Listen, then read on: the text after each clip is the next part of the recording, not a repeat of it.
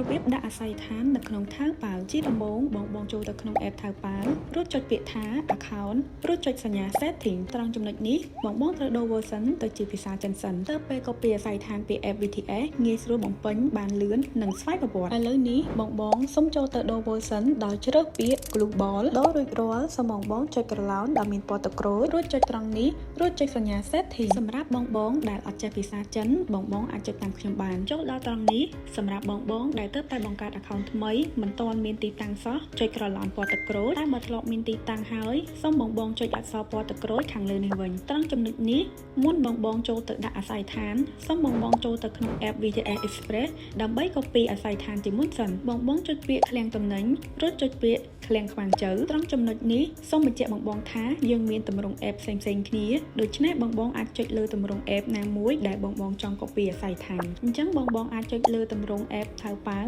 រួចចុចពាក្យថា copy address បន្ទាប់មកយកទៅផាសក្នុង app ថៅប៉ាវវិញចុចលើក្រឡោនពណ៌ទឹកក្រូចរួចចុចពាក្យថា allow pass បន្ទាប់មកចុចលើអក្សរដែលមានក្រឡោនពណ៌ទឹកក្រូចម្ដងទៀតនោះអាស័យដ្ឋាន VTS នឹងបំពេញដោយស្វ័យប្រវត្តិតែម្ដងត្រង់ចំណុចនេះសូមបងធ្វើការពិនិត្យបន្ថែមទៅលើលេខកូដរបស់បងម្ដងទៀតបើមានបាត់លេខឬតួអក្សរណាមួយបងអាច edit បន្ថែមឬ screenshot សួរក្រុមការងារ VTS បន្ថែមបានដើម្បីជៀសវាងមានបញ្ហាផ្សេងនៅពេលដែលតំណែងមកដល់ឃ្លាំងពិនិត្យរួចរាល់បងធ្វើការចុចក្រឡោនពណ៌ទឹកក្រូចដើម្បីធ្វើការ save បើសិនជាបងចង់ដូរទៅភាសាអង់គ្លេសវិញបងអាចចុចតាមខ្ញុំបានបងចុចថយក្រោយរួចធ្វើការចុចតាមខ្ញុំដើម្បីដូរភាសាដូររួចរាល់គ្រាន់តែចុច confirm រួចជាការស្រេចវីដេអូក្រោយយើងនឹងបង្រៀនពីរបៀបទិញតំណែងនៅក្នុង app ថៅប៉ាវនិងតាមដានតំណែងនៅក្នុង app VTS អរគុណបងសម្រាប់ការប្រើប្រាស់សេវាកម្ម VTS